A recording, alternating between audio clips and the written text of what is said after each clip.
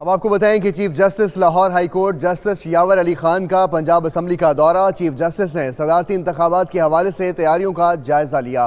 कायम मुकाम स्पीकर दोस्त मोहम्मद मजारी पंजाब असम्बली में मौजूद हैं। अरकान असम्बली की बड़ी तादाद भी पहुंच गई है। सदारती इंतखाबात की मालूमात ली, तफसीलात जानते हैं। गोहर अली हमारे साथ मौजूद हैं। गोहर अली, कल सदारती इलेक्शन होने जा रहा है और प्रिजाइडिंग ऑफिसर होंगे, क्या डायरेक्शन जारी की गई हैं इनकी जानिब से?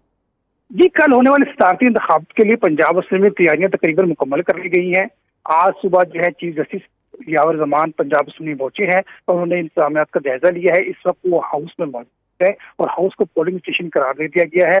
और जराये का कहना है कि पंजाब असम्बली में अरकान असम्बली के वोट कास्ट के दौरान जाने पर पाबंदी होगी। इस हवाले से एक टैक्स कायम किया जा रहा है जहाँ अरकान असम्बली जो है वो अपना मोबाइल जमा कराएंगे और उसके बाद ईवान में दाखिल होकर अपना वोट कास्ट कर सकेंगे।